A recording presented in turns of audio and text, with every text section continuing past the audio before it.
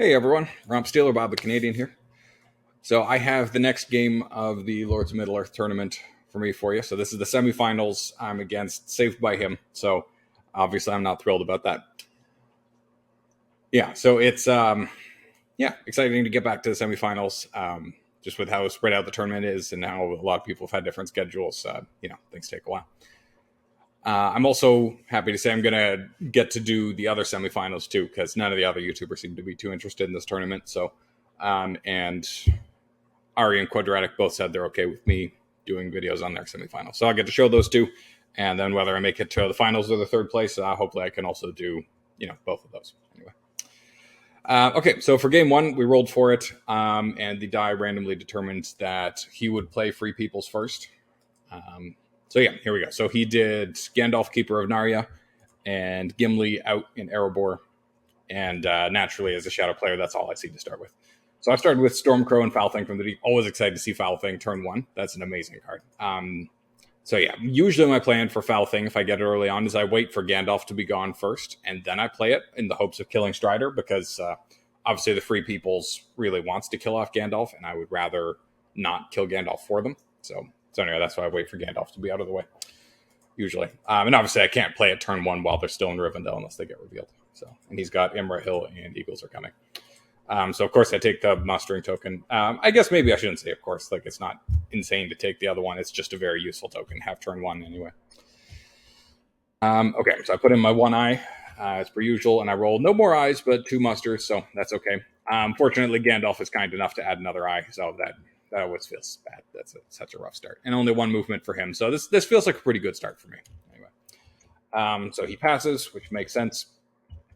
I shuffle armies around because I like to hold off on mustering until after the Fellowship has moved, because I want to see whether I can bring in the Chief or not. And then if they do bring in the Chief, then I can also cycle character cards. So I try to do other things first anyway. Okay, so he passes again, and then, well, I just do the math here, and like either way, I'm going to be getting Saruman in, because with the token and the two musters, I can get Saruman, and then if the Fellowship does get revealed, I can also get the Chief, or if they don't get revealed, then I can bring in the Balrog. So either way, I'm getting to 9 dikes, and I'm bringing in Saruman this turn. So I go ahead and bring in Saruman, because I also realized that since they only have one character die and no Palantirs, even if they had Mirror of Galadriel, they actually can't bring in Gandalf the White this turn. Like, they couldn't even separate and then use a ring in Mirror of Galadriel, because you need at least one Palantir or a second character die to do that. So I just go ahead and bring in Saruman, because I'm going to do it anyway. So he moves, and he does get hit. And treacherously, it's the second roll that came from Gandalf's die that gets the 6, and it's a reveal. So that's just, such a rough start in Lords of Middle-earth. We talk about this more later on, how I think that's one of the worst parts of the expansion. Like, on the whole, I really like the expansion. I think it adds a lot of depth to the game and a lot more room for creativity from both sides. But just when you get revealed and get the Chief sprung on you turn one, it accelerates the Shadow player's corruption and military, because they get the extra die and they're getting all this free corruption pressure. It's just one tiny little piece of bad luck, and the Shadow player just gets so much from it. So he musters the elves down, because, makes sense. Because he's probably going to want to run now and get Gandalf out of the way and then bring in a different keeper. So I draw a Shadow card, because, like I said, I don't want to play Foul Thing until after Gandalf's out of the way. And it would be kind of nice to pick up some good character cards to cycle while they're revealed. I could also just use these characters to move armies, of course, which I'm pretty sure is what I do. So he musters the elves down some more. Yeah, I move that army. And then he moves troops. Oh yeah, this guy to North Ithilien. That's a really interesting move. I think it could be really powerful for delaying the Shadow player, especially when you're holding off on putting Sauron to war to, not give the Free Peoples a choice of bringing in Keeper. Like, moving out these guys can seriously stymie this army if it's going to Gondor. But of course, this army hasn't committed yet, so I might just run to the Dew Line. But he did also move this guy to help protect the Dew Line, so it's a good protecting on both fronts kind of move. Okay, so I pick up Breaking the Fellowship and Dread and Despair, and he gets Gwaihir and Celeborn. Imrahil and Celeborn on turns 1 and 2. That's pretty good. Okay, so I allocate 1 eye, so I have to, and then I roll no more eyes again, but Gandalf is nice enough to add another eye for me again. So, yeah, just terrible Gandalf. Not only is it 1 in 36 of rolling an eye twice in a row, but also that I only had 1 eye in both times, and then it went from 1 to 2 eyes, which is like the biggest incremental difference it could make. So it's, a spectacularly poor Gandalf. The plus side to this roll, anyway, is that he did roll WWCC, so that means that he can hide and then move a bunch and hopefully kill Gandalf. And because I already brought in Saruman, that means he can bring in Gandalf the White this turn. And I do have 3 musters, so I suppose in theory I could bring all these nations down and then play with Day Without Dawn, but it is unlikely that I would have Day Without Dawn early. So I think if I had Day Without Dawn, maybe I would do that, but since I don't have Day Without Dawn, and it would seem like an unlikely bluff if I did, then yeah. Anyway, so I muster Sauron to war because, like, obviously I'm going to need to bring him to war sooner or later. He moves the Fellowship, and he's safe. I bring in Gothmog. Yeah, I at this point I'm planning on not Balrog because he does still have Gandalf, and I don't want to bring in the Balrog to help him kill Gandalf, and I also don't want to bring in the Balrog right now because I don't want to put the elves to war for him. Because I still, I'm not entirely sure what I'm doing with this army and this army, but there's a good chance we're going after elves here. Right, so. Right, I think at this point I had my eyes set on Woodland Realm because I have Ring Wraiths are abroad here, so I can use the Palantir to move this army with that as well. So that's 5 attacks total, so 1, 2, 3, 4, 5. So since he's already got the elves so close to war, and because the Fellowship got revealed, I can't play Stormcrow anymore. I could play it on the Dwarves, but that doesn't really help right now. Right, so since he's already got the elves so close to war, getting Woodland Realm under siege this turn seems like a good priority to me. And it seems very likely to me that he also, with these 2 dice, wants to move the Fellowship again, hopefully lose Gandalf and bring back Gandalf the White. He could muster the elves down and put another elite in there, but that would seem a poor choice to me. So anyway, yeah, so there I go with my plan of marching off to Woodland Realm. Yeah, so I remember thinking about this for a bit, and I probably should have mustered the Nazgul earlier so as to not tell quite as much. But now that I've mustered them, now he knows that I'm probably about to move Nazgul around, so then he goes ahead and moves. I remember he thought about it for a bit and then went ahead and moved. But I rolled 2 5s anyway, and then it's a 1. So would have been kind of neat to get an eye, but I guess that would have made killing Gandalf an even easier choice. So yeah, he goes ahead and kills Gandalf to the 1. Yeah, and then I play Ring Wraiths abroad because I think mustering a couple extra Nazgul can be helpful as the Shadow player when you have the Chief, because without the Chief, then all of your Nazgul put together is a strength of 4. And there's a lot of cards, like They're Terrible, Dread and Despair, Cruel as Death, that want to use a bit of Nazgul leadership. So having 6 instead of 4, I feel like makes your military pressure a bit stronger anyway. And since I knew I was about to be moving them around anyway, it made sense to me anyway. And also having this extra Nazgul down here, so I get the extra army movement. That feels nice too. And of course, I get to draw a card because the Chief is sitting on them. But it's just Worm Tongue, so I'm probably just going to throw that out anyway. So I attack Old Forest Road, and I don't have Stormbat, so I don't bother playing anything. Luckily for me, he doesn't have scouts, so he doesn't get scouts away, and I kill him. I don't get hit back. That's very nice for me. Of course, in comes Gandalf the White, and I put Woodland Realm under siege. I didn't really need to put it under siege right now to bring the elves to war. In theory, I could have delayed to, I don't know, maybe get these armies together and attack Lorien or Rivendell, but I don't really like attacking Lorien, especially when the elves are already close to war, because Galadriel's just going to come in and make it a fortress anyway, and Rivendell's just pretty far away, so it's kind of... Oh, right, and I extra wanted speed here because even though the elves are at war, like obviously this stronghold is under siege, so it can't muster anymore, and also Gimli, like he hasn't had spare dice for using Gimli's ability yet, so the dwarves are still all the way up here on step 3. So there's a hope anyway that I can either quick crack Woodland Realm and move on, or I can just leave it under siege with an orc or 2 and go get Erebor now before he can muster the dwarves to war and make it a lot more difficult for me. So he picks up Rangers of the North. That is Wow, that's a clutch pickup right there. That's I think I'd rather have Thranduil, but I think that's the second best card in the deck after that for strategy cards to pick up right now. Let's see, I probably throw a Worm Tongue. Yep, I throw a Worm Tongue. Like it would be nice to keep Rohan from activating, but just all the rest of these are better. Like these are either like strong fellowship damaging events or good combat cards. So yeah, anyway. Yeah, so I allocate one eye again, and I roll another, and he rolls 3 character dice and 2 Palantirs. So interestingly, the door's still open for me to attack an Elven Stronghold here because he rolled no musters, right? So yeah. Anyway, so he decides to move quick, which I think makes sense because he wants to, if he's going to get hit and revealed, he would rather reveal past Moria, I think, before I bring in the Balrog. Because if I bring in the Balrog and he draws an eye, then he kills Strider, which is a big deal. So you'd rather do that before I have the chance to bring in the Balrog. Okay. So then I bring in the Balrog because I'm realizing that's probably his plan right there.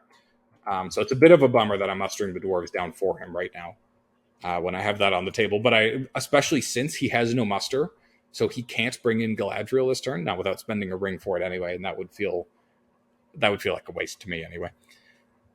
That makes declaring through Moria a lot more risky for him and increases the odds that he has to go north. So he moves again and is safe. So I was a little bit bummed about that. I go after Woodland Realm and I play Deadly Strife. He plays nothing.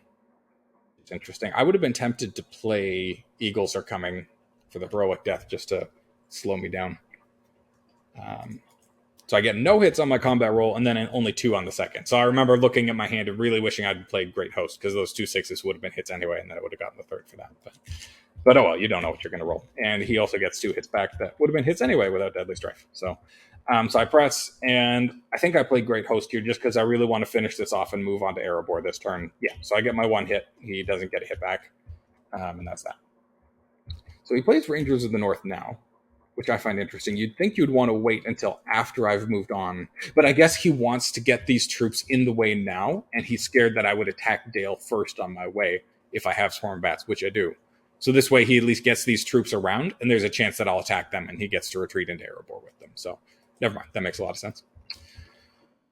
Okay. So I decided to run around Dale and hopefully leave them no option for retreating into Erebor. And he makes a spicy play. He plays Gwai here. So he's got 4 movement, and then he pretend Legolas level 4. So 1, 2, 3, 4, 5, 6, 7. I didn't even bother counting at the time because I was sure it could. But yeah, gets Legolas into Erebor.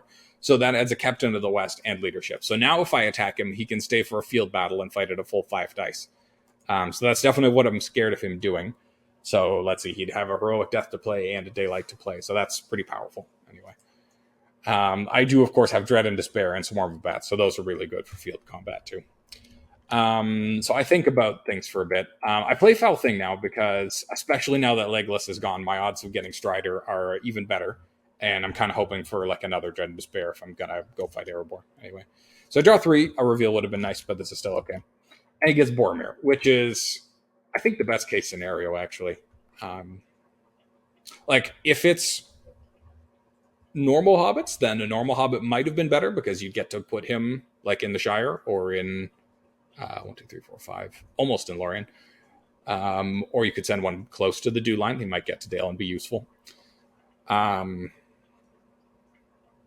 But yeah, if it's the alternate hobbits and he has them together as a pair, then this is clearly the best one to draw.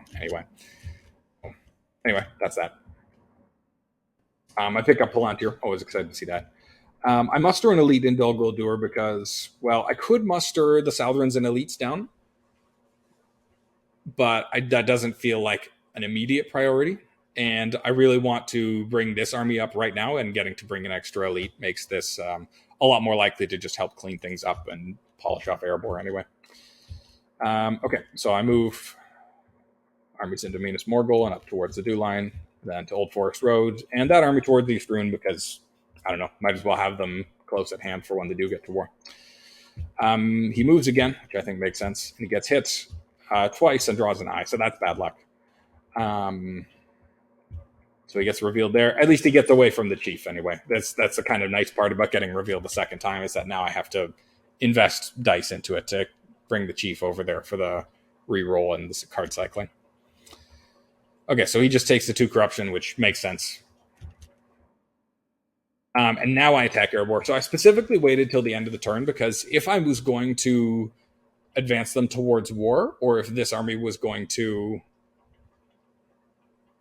Right, so because he has Gimli's ability there, he could have used that character die to muster the dwarves down a step. So I didn't want to attack, and if the battle went poorly, get rebuffed, and then he could spend the character die to muster them the last step towards war, and then next turn we'll be able to muster. So that's why I waited till the last attack of the turn to attack Erebor. So I didn't know if he was going to stay for a field battle or retreat. It was going to feel really bad not playing Breaking on the Fellowship, because especially like if I got one of those 3s, Strider and the Hobbits are all gone. And like if he's using alternate Hobbits, then a 1 is going to mess with him. And a 2s would, still count for something too. So I was definitely, and just with how much corruption damage they've taken so far, like not using it for corruption would feel bad. But if he stayed for a field battle, I think I'd have to play it. Just because like the hit points are so fragile that if he's only rolling 1 die and I'm rolling 5, like that's really good news for me. But yeah, he ends up retreating into the stronghold, which I think makes sense. I think if he stayed out, Daylight and Heroic Death were probably coming, maybe Shield Wall. But yeah, it would have been an interesting fight. I think that's the correct choice to retreat into the stronghold, though. Gets win from the west. That's very nice. That's very powerful. Okay, so then I get Shelob and Pits of Mordor, also good cards. Okay, so I allocate 1 eye, and then I roll 4 more, and the Balrog also rolls an eye. So I've got 6 dice in there, so that feels bad. Like, obviously, the 6th die doesn't even count for anything. Like, you don't even roll. And that's what he rolls. So I think overall, this is probably a good turn for him. Like, I think things have still gone better for me overall, just with how much damage the Fellowship has taken.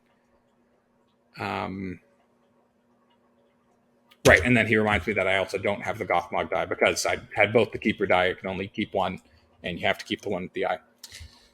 So he hides the Fellowship, and this is such a tricky turn, because if I go ahead and attack Dale, then the North are at war, and they can retreat to either Withered Heath or Iron Hills. And then if he has the terrifying card in this situation is Help Unlooked For, and then he could play Help Unlooked For on Erebor.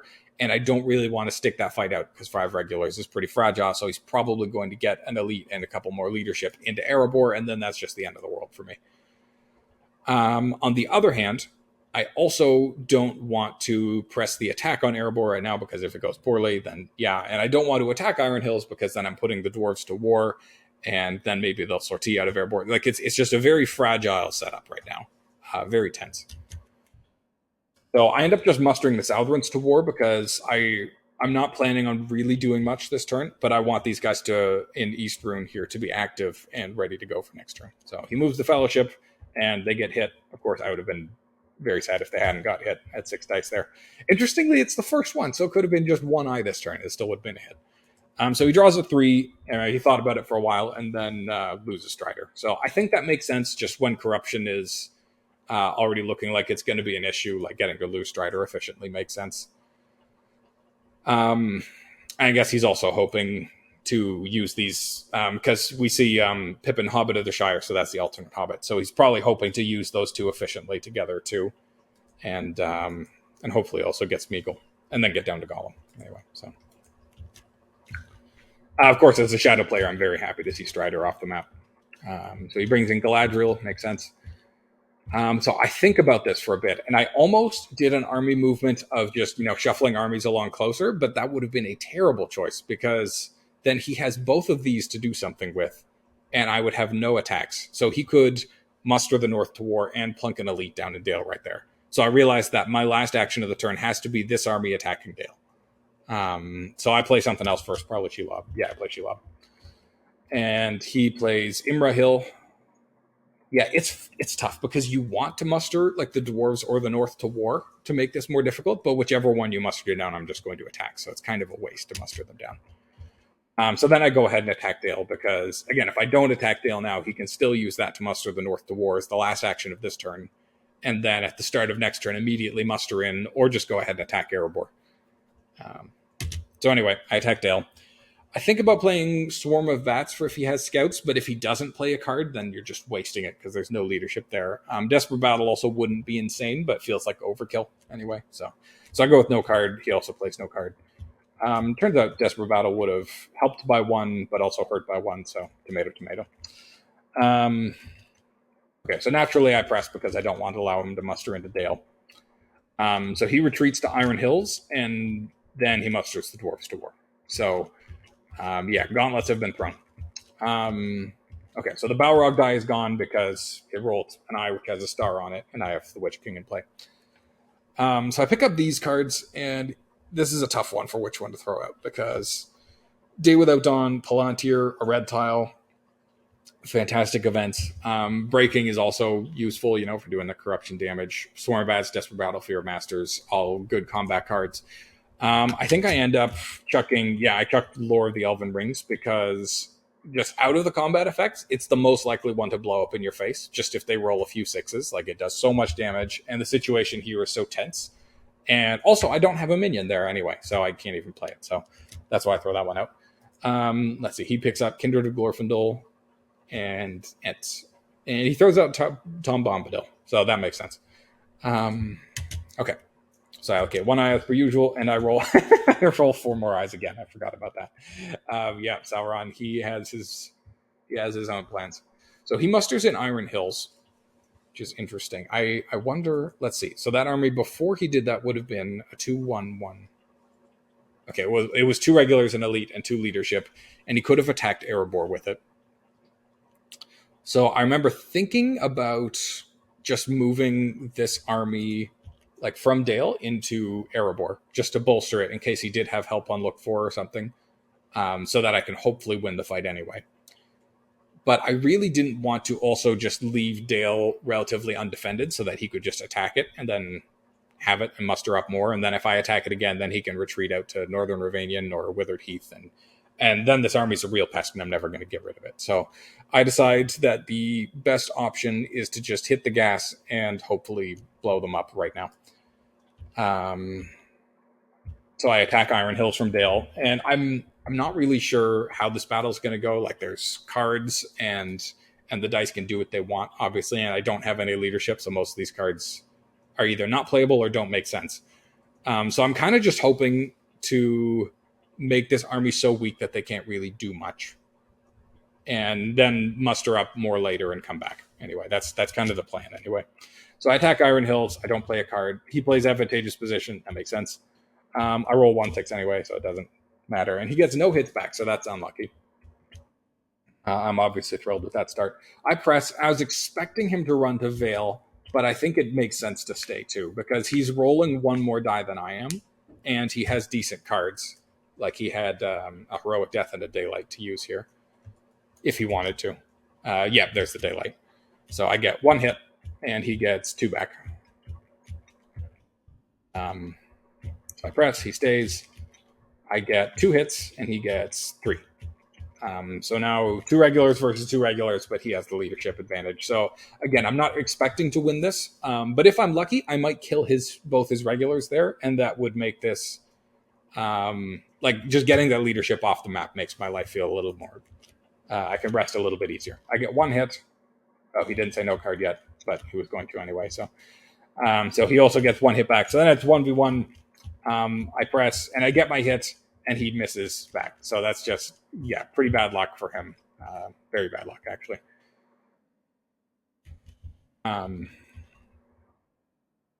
So anyway, I think my choice was reasonable. I think his choice was reasonable. But it was lucky of me for sure. So he plays an Ents card first, which I find a little interesting. I guess you kind of just want it out of your hand to make room to pick up other cards. So he does a hit, and then he plays Wind from the West, which is always, just a bunch of good cards in here.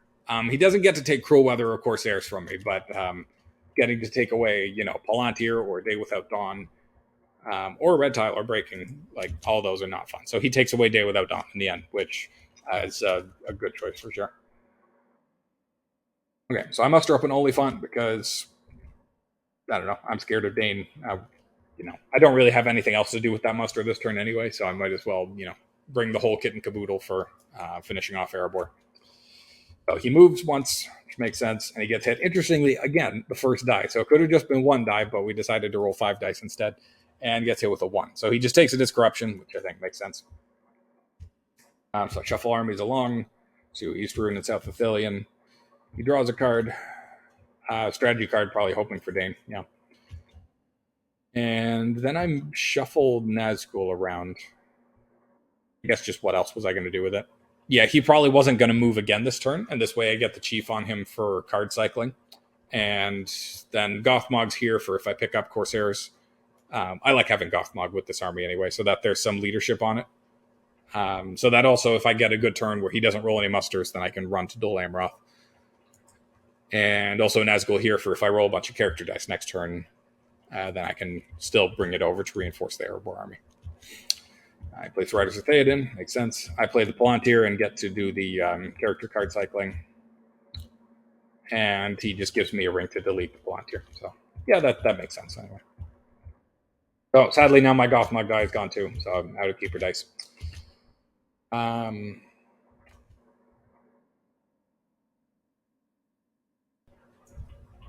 Okay, so I end up chucking Swarm of Bats. Interesting. I guess I'm just excited about corruption at this point because things have gone so poorly for the Fellowship. Like, they're still 3 steps away from Mordor, and they're down to 2 hobbits and 4 corruption. So, to be fair, Smeagol is still out there, and Galadriel's ring is still available. So there is certainly some healing power available.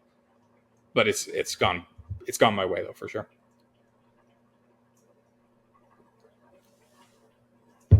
And, of course, he's already seen that I have a Swarm of Bats, so just chucking a card that he's seen has some value anyway. He declares away, and, of course, the Witch King follows him. Allocate 1 eye, roll 1 more.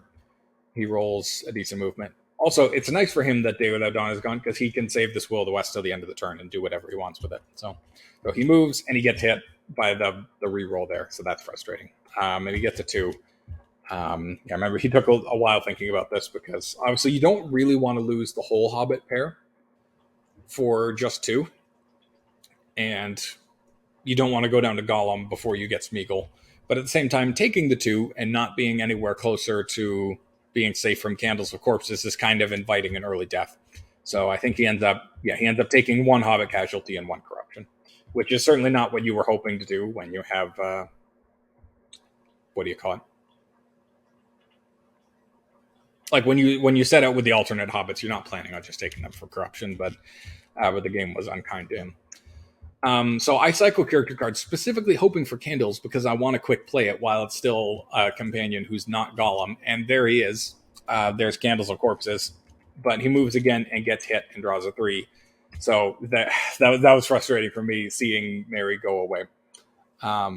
Actually, funnily enough, I'd planned on using Phlox, but I didn't even think about it, and I just, hit the draw tile button, or hit the roll for the hunt dice button, so that's lucky for me that I hit him anyway.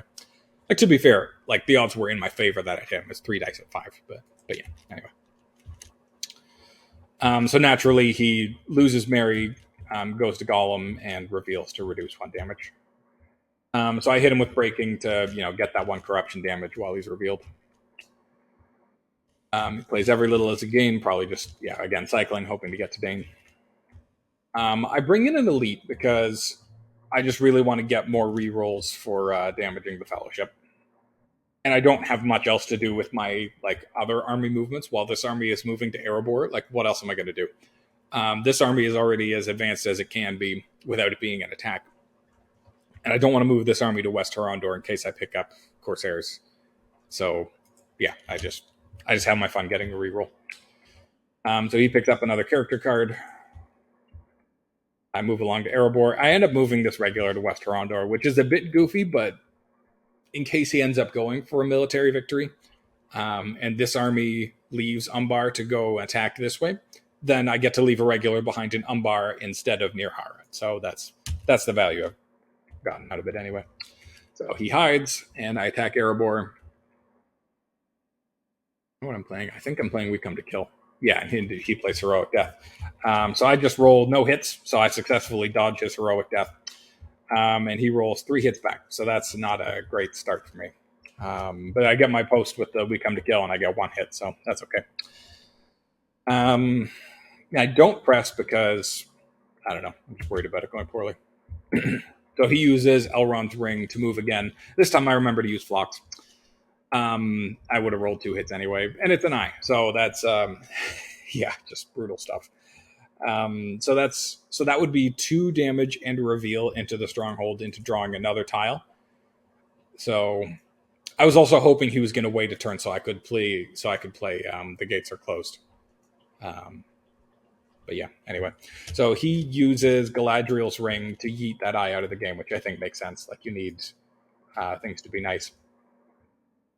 And I think he wisely tries to be lucky here. Like he still takes the reducing damage by 1 to reveal into the stronghold.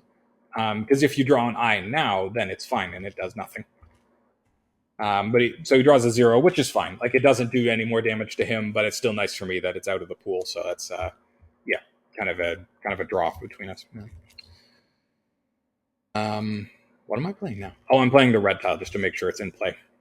And naturally, of course, I also wanted to get. I kind of just wanted to get these rings off my hand in case he's about to hit me with 3 kings, because I don't want to let him pick Galadriel's ring again. So next turn, I think I'm also going to play Elrond's ring very quickly.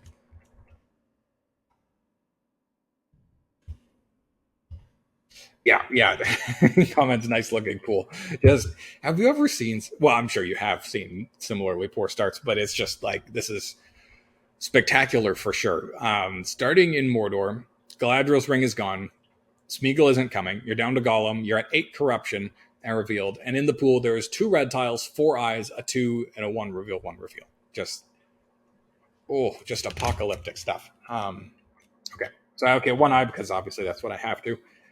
And I rolled that, and he rolls 3 Palantirs, a will, character, and an H, which is actually not bad. Like at this point, you're kind of just hoping your military hangs on. Well, I mean, I'm going to get Erebor, and then my next 5 points aren't that close, though. So militarily, it's kind of okay. Like what you're really shooting for is a slow march where you get to draw a lot of character cards, and this is actually a great roll for that. So I bring in the mouth, obviously. He plays Bilbo's song. So yeah, that helps. That's a great card. Doesn't really have any other cards to help with corruption yet, but that's a good start. So I switch out the Witch King because like now I'm really planning on corruption finishing the game before my military can. Like that's just what I'm expecting to happen at this point. So I'm cycling out the Witch King here so that I can bring him over and start cycling cards like that, and hopefully draw out the rest of the red tiles to make his life worse. So he picked up a card. It's a blue tile. That's great. I use a ring. I'm worried that he just picked up 3 rings. So I use that to pivot leadership around. So now I have 2 armies here. If I get Corsairs, I can go with that, or maybe I'll run to Minas Tirith with this army. And this army is good to go for cycling cards. Okay, he brings in a regular to Dol Amroth, in case I have Corsairs, and brings this army over to Helm's Deep. That makes a lot of sense. I attack Erebor. And I changed my mind because at first I wanted to use the army die so that I could cycle more character cards and then maybe play them with the character die. But then I realized that like this army isn't that much stronger. I would rather bring over the reinforcements first and then attack and maybe play a character card. So he plays Elven Robe. I attack Erebor. And I get to use Gates Are Closed for Word to Power anyway because there's 2 companions here to cancel. So I cancel Gimli. I roll 2 6s. So that's nice, but here's like that huge part of him bringing in Legolas. Because he's the original companion, his level is 2, so he can soak up both those hits with his heroic death. So that's pretty nice. So I press. I draw Isildur's Bane, which is a great corrupting card, but it's not great with this pool. There's 3 eyes in there, which I don't want to draw. 0, 1, 1, 2, I'd be fine with drawing those.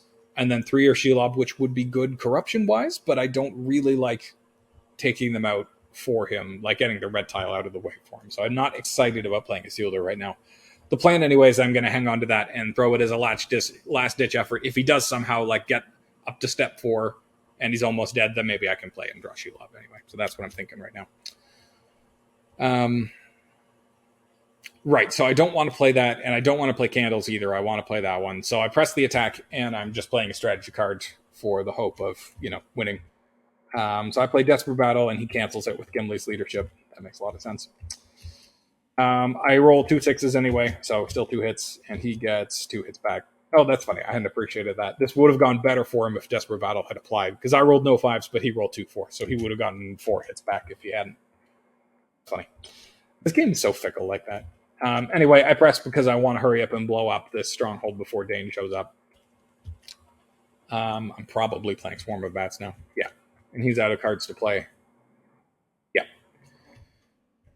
So I roll my 2 hits, so that feels great. And he gets 2 hits back, but that doesn't really matter at this point. So he moves, which makes sense. Obviously, you got to move. And he hit the red tile, so that's just so much fun. And now I'm really not planning on playing a Sealder's Bane because that was one of like the only 2 good tiles to draw out of the bag. So, and of course, he reveals with Gollum to reduce because you really want to, not die from corruption. I draw a character card because, I feel like getting the red tiles in the pool or getting, the other 2 cards, Morgul Wound or Lure of the Ring, so that I could damage him while he's revealed with Gollum. That seems more important to me than playing Candles right now, so that's why I draw a card. Also, more character cards to cycle with the Witch King when I pivot with him. Okay, so I pick up Worn with Sore and Toil, which is just a fantastic card to play at this point. I just finished the battle with companions, so I guess I could use it against Galadriel or Gandalf or Elrond if that happens, but that doesn't seem likely at this point. He picks up Power 2 Great, that's always nice. But Olokai, that's a nice card too. Okay, so he hides the Fellowship because, of course, he's scared that I have Morgul Wound or Lure of the Ring. I pick up a character card because I realize that, I'm definitely not using Worn with Sore and Toil for anything, and I'm probably not using Balrog, so I'm just picking up character cards because Corruption is the plan A at this point. So he draws a character card, probably hoping for a blue tile, or there's another way maybe. But gets Axe and Bow, so that's useless. I draw another character card, and it's Lidless Eye, which could be useful at the right time, but I don't really want to play it right now. Okay, so now I pivot leadership. I like to leave some Nazgul as a backup army just in case something horrible happens to this, that way I'm not completely without leadership. That's the thinking there anyway. Okay, so he brings his army out to Osgiliath because I think especially after that red tile, he's officially kind of thrown in the towel on ring victory. So I wasn't sure if he was going for a military victory yet. But it certainly felt like, especially with moving the regular out of Pelargir, like he was kind of asking me to go after Dol Amroth, So, anyway, I don't have much else to do with these musters, so I start mustering in my Sauron strongholds here because I'm suspicious of, fishy things being about. So I step into Pelargir because, I don't know. I'm not planning on going after Dol Amroth because I'm scared of... Well, not Emerhill. He already played Emerhill. But I'm scared of Kieran the ships because the Elven Force pool is very full, and the Elves have been at war for a while. Minas Tirith, however, now if I attack Lossarnach, and then he has to use that Will of the West to retreat this army back to Minas Tirith, or he's giving me Minas Tirith for free, pretty much. And if he does that, then he's not moving at all this turn. He did hide already, so he's not going to take 1 corruption for that. But, yeah, anyway. So he musters an elite in the Lorien. So my suspicion increases. I go ahead with plan attacking Lossarnach, though. This was probably all part of his plan, though, because now I've put Gondor to war for him, so now he can do something with that army in Osgiliath. But I'm still okay with it because I'm, making military progress. It's kind of when you're this far behind as the Free Peoples, you just have to gamble stuff like this, because the Fellowship is pretty hopeless. 8 corruption and on step 0 in the Mordor track. It doesn't get much worse. So he plays Power 2 Great because I think he's planning on going somewhere with this army in Lorien, and he wants to make it more difficult for me to take it back anyway. I decided to chuck in the red tile because, I'm still thinking he might try to move again with that W there. And he moves his armies out for military stuff. So I muster...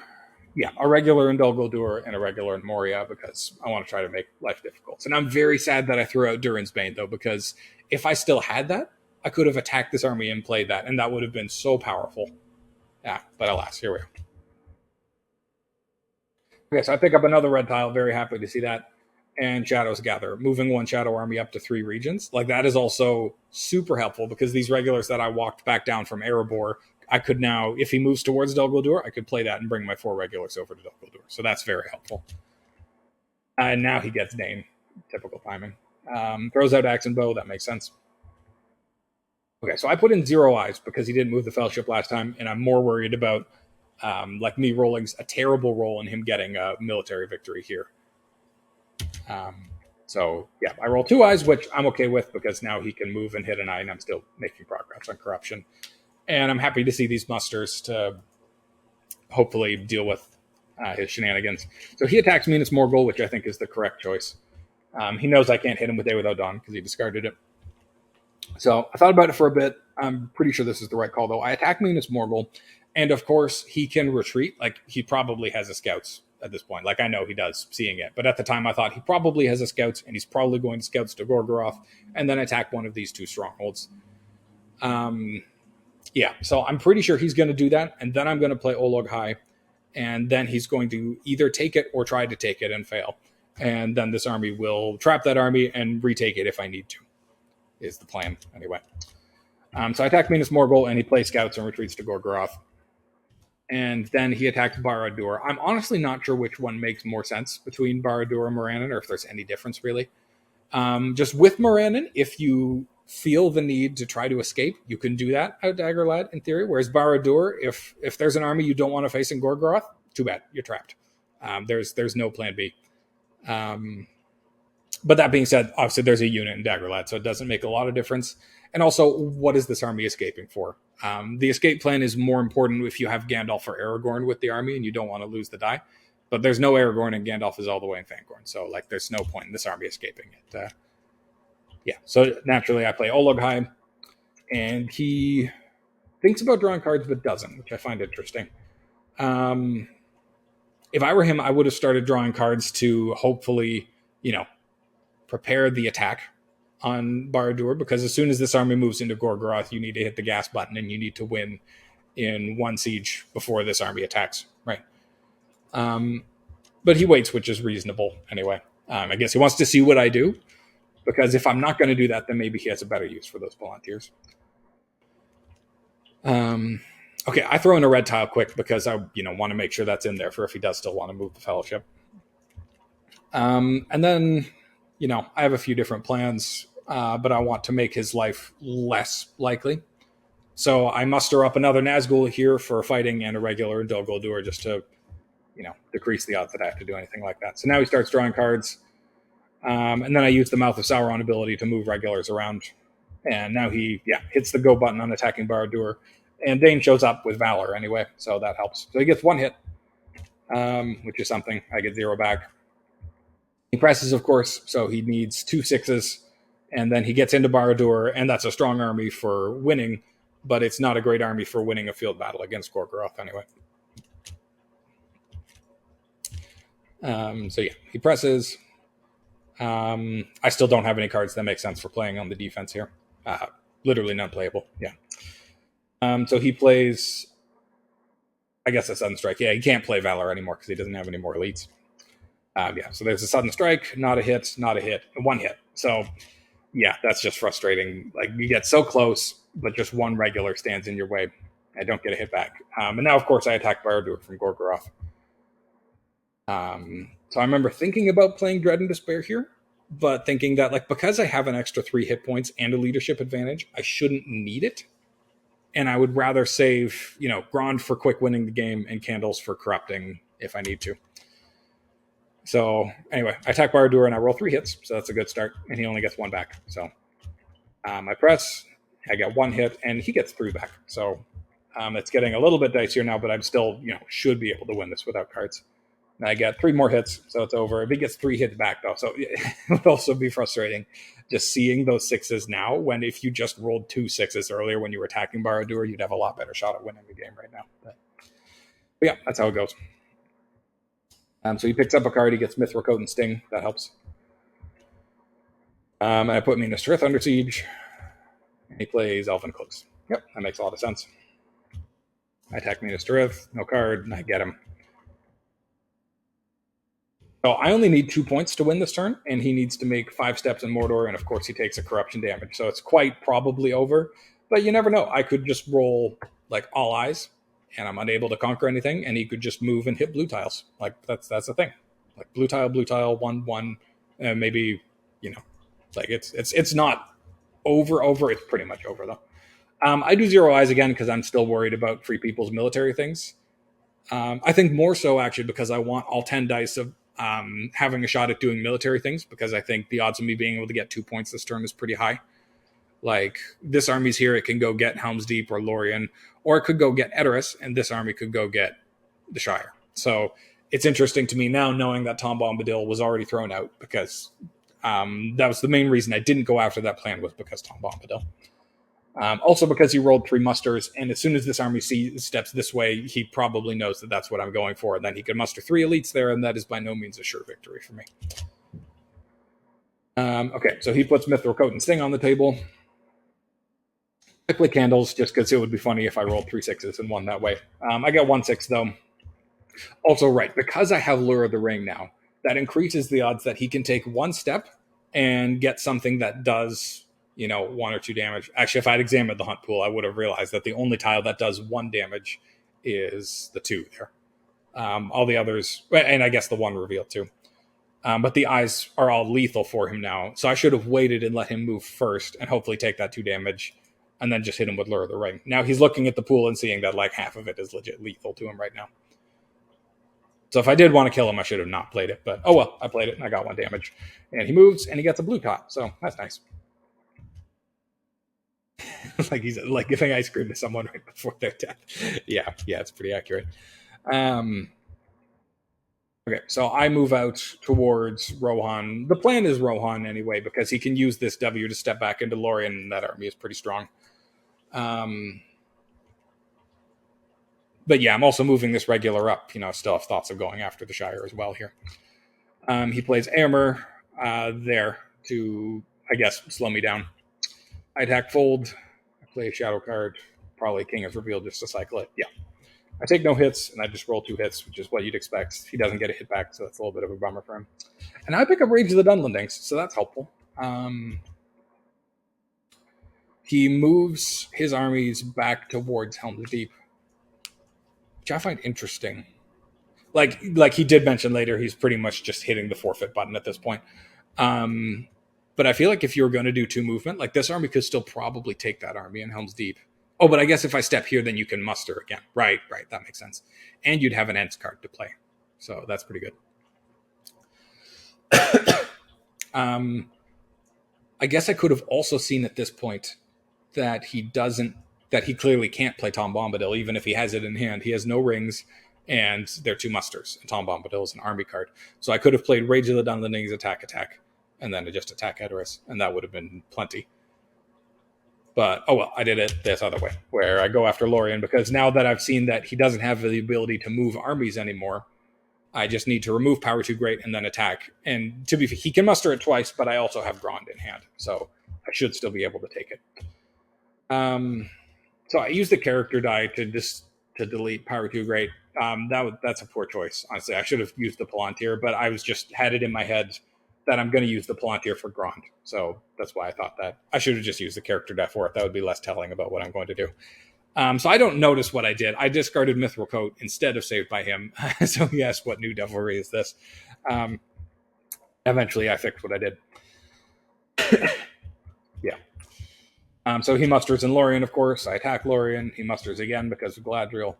And then I play Grond. So he can play a card at the start because Galadriel counts as a companion for this card.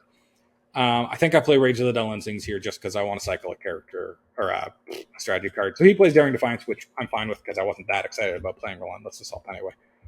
Turns out it would have been great for me actually because I would have got 3 hits if I had been allowed to take 2 hits. But I get 0 hits.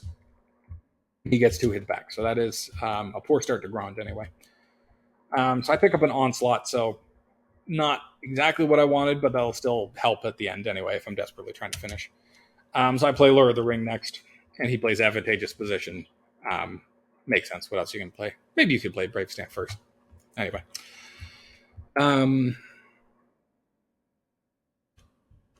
Okay, but I get lucky and I just roll 2 6s and a 5, so that's 3 hits. That's pretty good. He gets 1 hit back. Then we're on to round 3. Yeah, I play Onslaught because might as well. Now he plays the Brave Stand, and I just roll 6. So that's it. That's the end of the game. In hindsight, I'm a little surprised I didn't go after Shire. I think that would have been actually a more surefire way to win this turn. I think that's a mistake on my part. But on the whole, I think still, pretty well played on both our parts. Just brutal luck. Like, what are you going to do with that? Guaranteed I would have lost too if I was playing Free Peoples. Yep, so still obviously feels good to put a win on the board, but of course it's the semifinal, so I'm probably going to lose the next 2 games and proceed to get 4th anyway, because that's just what I do when it's after I make it to the semifinals. Let's take a look at statistics. So +0 on 6s, so literally can't complain or rejoice about that. Actually, no, I can rejoice about that. Sometimes you get like -7 on 6s. It wasn't that. That's great. I think I used most of my 6s on the hunt, though. That's why it's a turn 10 military. +2 on eyes, a little bit minus on attacks. Yeah, actually, I guess -5 overall attacks. So that also contributes to that. That makes sense. Also, wow, a shockingly balanced roll on his part. 0, 0, 0, -1, +1. Like it's just pretty rare to see it that balanced. That's fun. But yeah, that was game 1. I'm looking forward to bringing you game 2. See you next time.